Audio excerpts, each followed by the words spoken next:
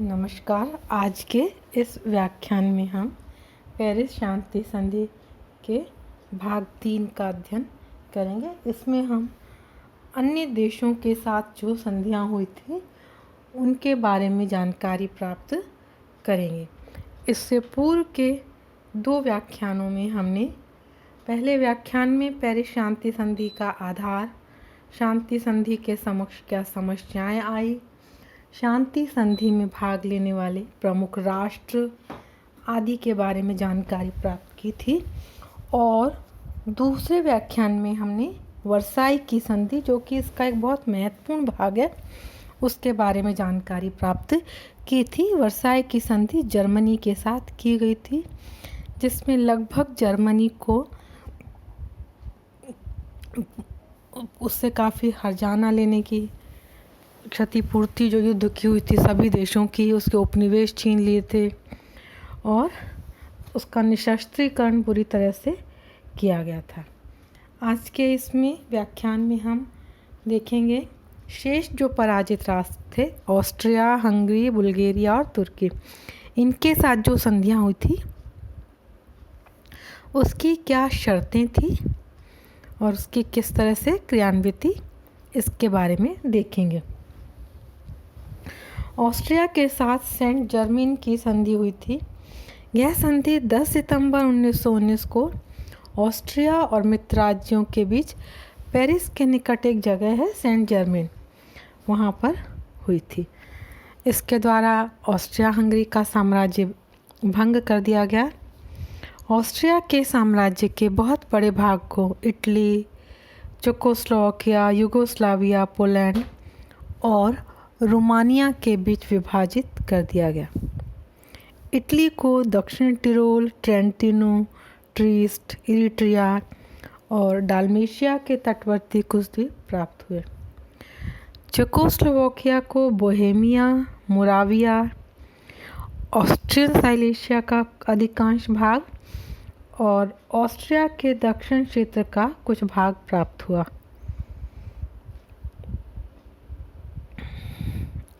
Yugoslavia को Bosnia, Herzegovina, डाल्मेशिया का तट एवं कुछ द्वीप मिले। पोलैंड को ऑस्ट्रियन गैलिशिया का क्षेत्र प्राप्त हुआ। इसके साथ ही टैशिन का औद्योगिक क्षेत्र जो है पोलैंड और यूगोस्लाविया के बीच विभाजित किया गया। रोमानिया को बुकोविना का प्रदेश मिला। इस प्रकार ऑस्ट्रिया हंगरी के साम्राज्य का विघटन हो गया।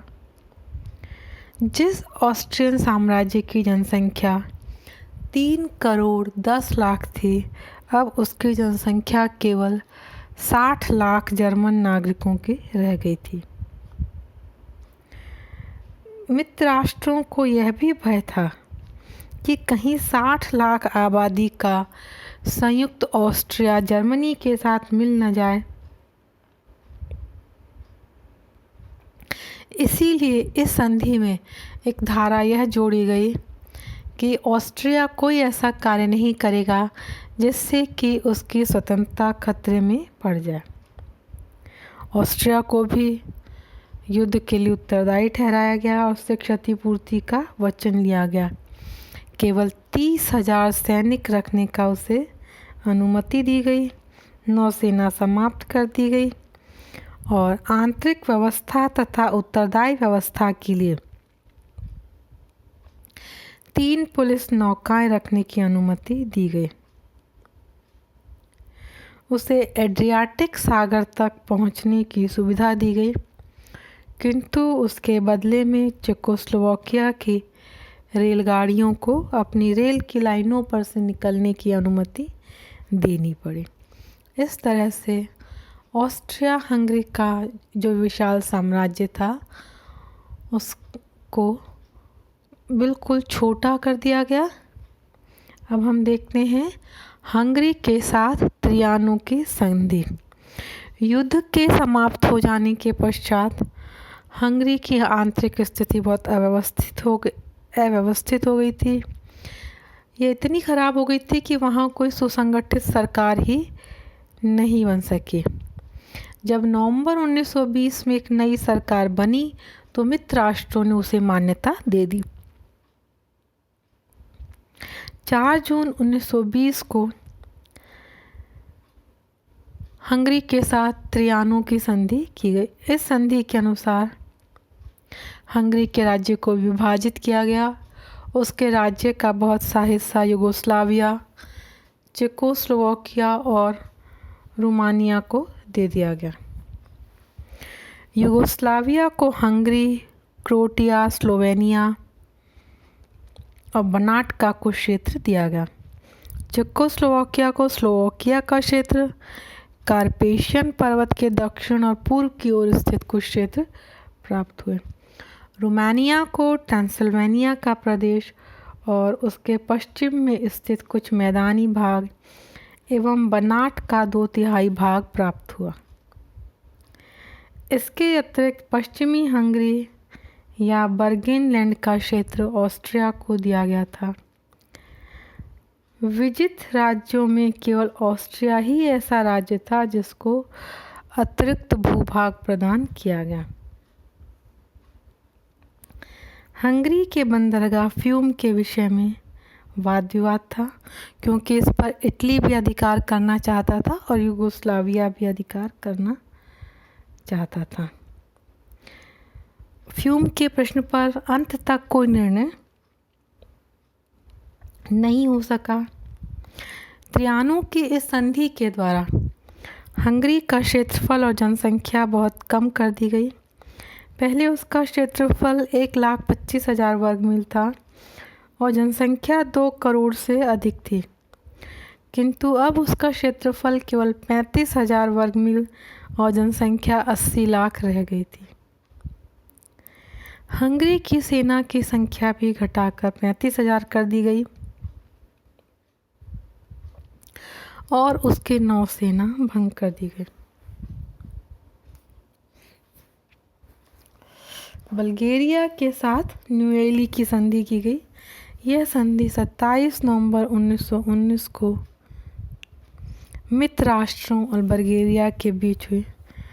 बल्गेरिया के प्रतिनिधियों ने मित्र राष्ट्रों से निवेदन किया था कि बल्गेरिया के भूतपूर्व शासक फर्डिनेंड की भूल के कारण जर्मनी की ओर से युद्ध में प्रविष्ट होना पड़ा था, अतएव उसे अन्य पराजित राज्यों के समान दंड न दिया जाए। परंतु मित्र राज्यों ने उसकी प्रार्थना को अस्वीकार कर दिया। बल्गेरिया को पश्चिमी थ्रेस का भाग यूनान को देना पड़ा। थ्रेस के निकल जाने से बल्गेरिया को बहुत हानि हुई, क्योंकि उसका एजियन सागर से संबंध टूट गया। इसके अतिरिक्त उसका अपने राज्य के पश्चिमी भाग में 3 छोटे छोटे क्षेत्र जो सामरिक दृष्टि से महत्वपूर्ण थे युगोस्लाविया को देने पड़े। बल्गेरिया की सेना की संख्या घटाकर 20,000 कर दी गई और नौसेना को भंग कर दिया गया। इसके साथ ही उस पर हर्जाने की एक बड़ी रकम लाद दी गई। अब हम आते हैं जो तुर्की के साथ सेवरे की संधि हुई उस पर। पेरिस की संधियों में यह अंतिम संधि थी। युद्ध में मित्र राष्ट्रों ने गुप्त संधियों के द्वारा तुर्की के साम्राज्य को विभाजित करने का निर्णय कर लिया था। पेरिस के निर्णायकों का मुख्य उद्देश्य तुर्की साम्राज्य के समस्त अतुर्की जातियों को मुक्त करना था। रूस की क्रांति के कारण मित्र राष्ट्रों को अपनी विभाजन योजना में कुछ परिवर्तन करने पड़े। अंत में इस संधि के अनुसार तुर्की को मिस्र, सूडान, साइप्रस, त्रिपोलितानिया, मोरक्को, ट्यूनिस, अरब पैलेस्टाइन, मेसोपोटामिया तथा सीरिया पर अपने समस्त अधिकार छोड़ने पड़े। यूनान, ग्रीस को पूर्वी थ्रेस का कुछ भाग और एजियन सागर में स्थित कुछ द्वीप प्राप्त हुए। इसके अतिरिक्त उसे स्मरना एवं दक्षिण पश्चिमी एशिया माइनर में अस्थायी रूप से शासन कार्य संभालने का दायित्व सौंपा गया। रोड्स एवं डोडेकनीज द्वीपों पर इटली के आधिपत्य को मान्यता दे दी गई।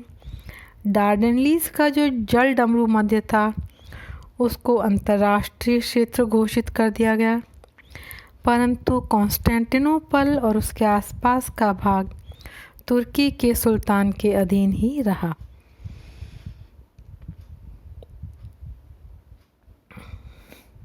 अरब में हिजाब के राज्यों को भी स्वतंत्र मान लिया गया। सीरिया, लेबनान, मेसोपोटामिया और पैलेस्टाइन का अधिदेशाधीन क्षेत्र बनाया गया। एशिया माइनर में केवल एनालेलिया का क्षेत्र तुर्की के अधीन बना रहा।